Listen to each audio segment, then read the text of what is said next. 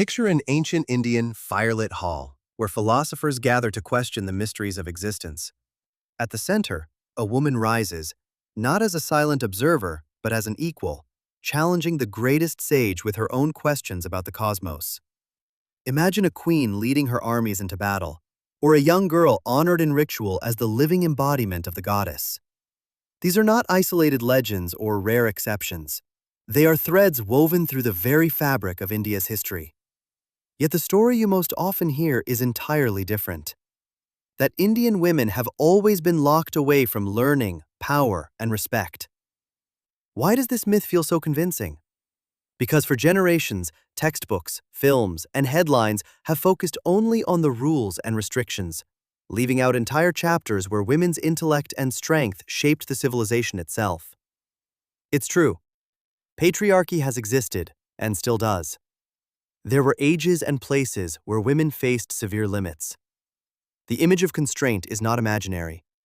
But the belief that Indian civilization always suppressed women, that it denied them roles as thinkers, leaders, or spiritual authorities, simply doesn't fit the evidence.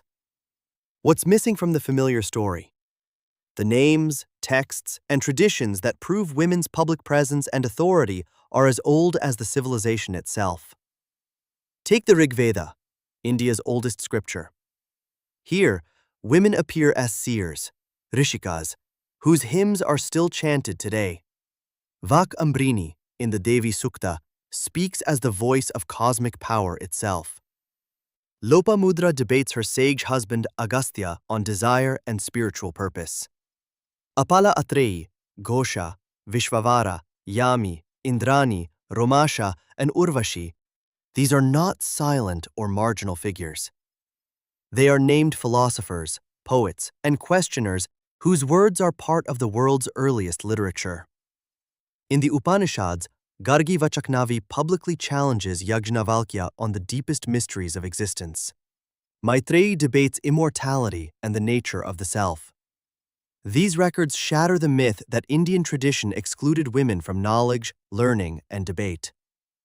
This reverence for the feminine runs even deeper, in theology as well as history. Hindu traditions, especially the Shakta paths, place Shakti, the divine feminine, at the axis of the universe itself. In Vedic hymns, the power that moves gods and men is voiced by a woman. Later, goddesses like Durga, Kali, Lakshmi, and Saraswati are not just consorts, but origins of protection, wisdom, transformation, and prosperity. Even today, festivals like Navratri and Kanya Puja honor young girls as living forms of the goddess, not as a token gesture, but as a living ideal that sees the feminine as sacred. And women's power was not only spiritual or intellectual, it was political and martial too. Nike Devi, Queen Regent of Gujarat, led armies to defend her kingdom. Ahilyabai Holkar rebuilt temples, governed the Malwa region, and became a model of just rule. Razia Sultan, the only female ruler of the Delhi Sultanate, held the throne by her own merit. Kittur Rani Chennamma, Begum Hazrat Mahal, and Rani Lakshmibai commanded forces against British rule. In the freedom movement, women like Captain Lakshmi Sagal, Aruna Asaf Ali, Usha Mehta, Sarojini Naidu, and Rani Gaidinliu led regiments, organized underground resistance, and ignited national movements. Daily life across India was never just one pattern. Matrilineal societies like the Kasi and Garo in the northeast and the Nayars of Kerala traced inheritance and lineage through women.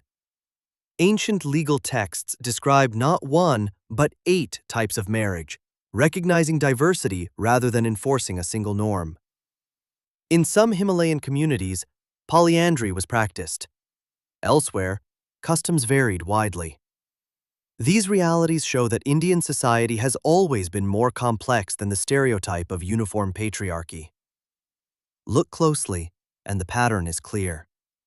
India's history is filled with women who studied, taught, ruled, fought, worshipped, and shaped their worlds.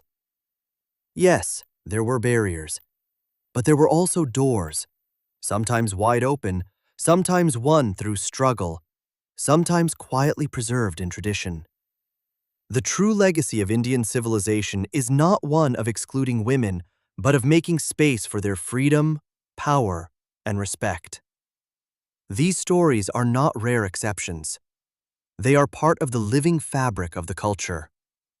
When you look past the myth, you discover a civilization shaped, protected, and guided by women's intellect, courage, and spiritual authority.